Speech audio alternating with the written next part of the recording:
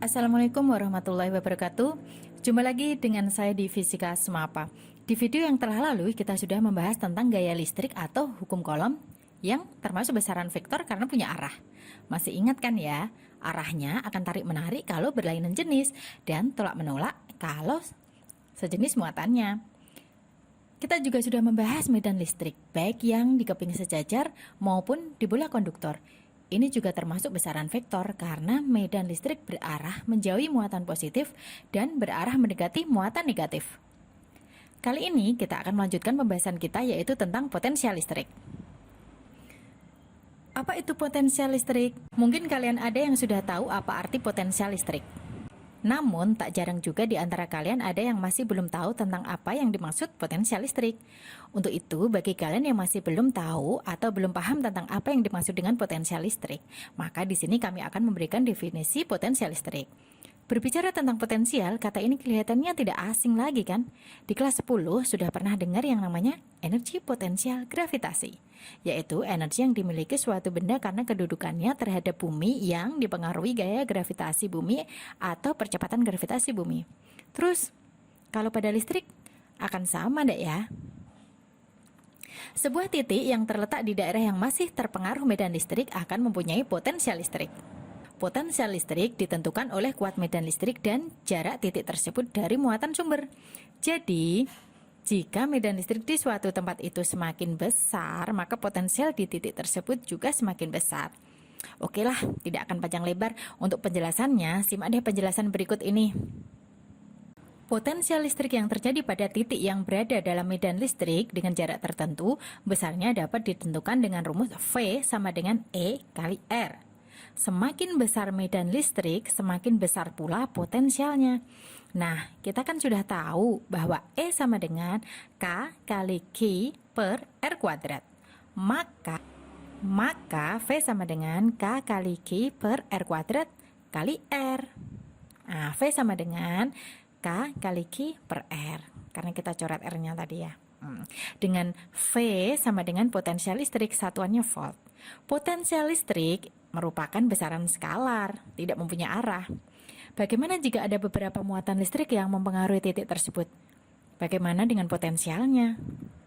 Untuk potensial yang dipengaruhi beberapa muatan listrik, maka potensial totalnya adalah penjumlahan dari semua potensialnya terhadap masing-masing muatan. Jadi, besarnya potensial di P adalah V sama dengan K kali Q1 per R1 plus min Q2 per R2. Nah, lihat ini tandanya ya, yang satu plus, yang satu min. Potensial listrik termasuk besaran skalar, maka tanda pada muatan masuk dalam perhitungan. Jangan lupa ya, ini yang biasanya terlupa. Kalau di gaya listrik dan medan listrik, tanda muatan tidak masuk perhitungan karena kita menentukan arahnya.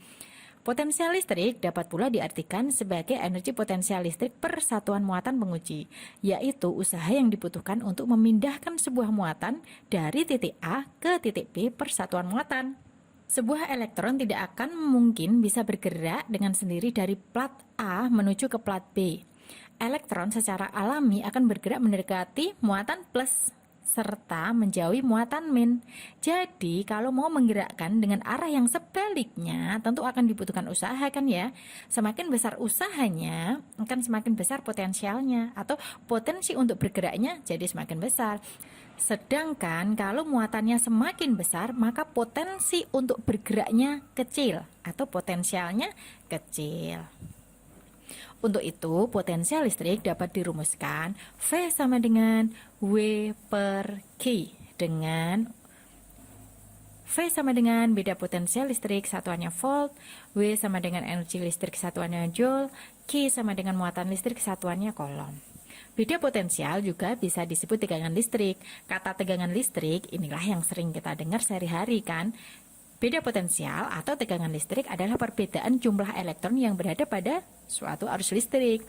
Perbedaan jumlah elektron ini dapat disebabkan karena adanya penumpukan elektron pada satu sisi sumber arus listrik dan di sisi lain jumlah elektronnya lebih sedikit. Supaya kalian lebih paham, kita coba latihan soal ini nih. Muatan sebesar 4 Coulomb akan dipindahkan dari titik A ke B dengan usaha sebesar 10 Joule.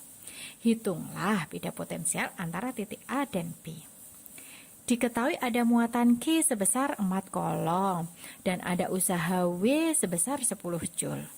Ditanya beda potensialnya, V-nya. Tadi sudah kita ketahui bahwa V sama dengan W per Q. Kita masukkan nilainya, maka V sama dengan 10 per 4. Sama dengan 2,5 volt. Nah, jadi beda potensial antara titik A dan B adalah sebesar 2,5 volt. Contoh soal yang lain ya. Potensial di suatu titik berjarak R dari muatan Q adalah 600 volt. Kuat medan listrik di Newton per kolom. Tentukan besar muatan Q.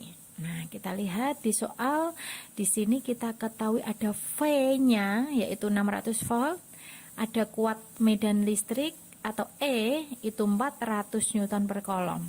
Ditanya muatan Q-nya. Nah, karena yang ditanya Q, kita pakai rumus bahwa V sama dengan K kali Q per R.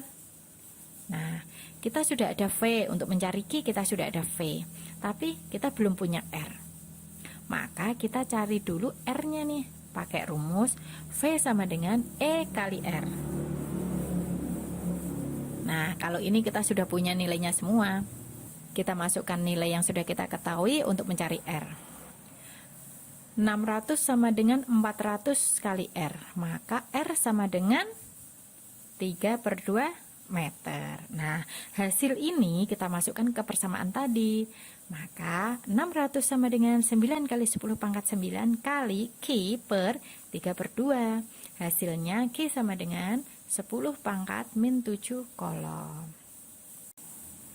Demikian tadi penjelasan singkat tentang potensial listrik, bahwa V sama dengan E kali R atau V sama dengan K kali Q per R. Dan bila ada beberapa muatan sumber, maka potensialnya adalah penjumlahan dari potensial dari masing-masing muatan. Semoga penjelasan tadi bermanfaat ya. Sampai jumpa di video selanjutnya dan Assalamualaikum warahmatullahi wabarakatuh.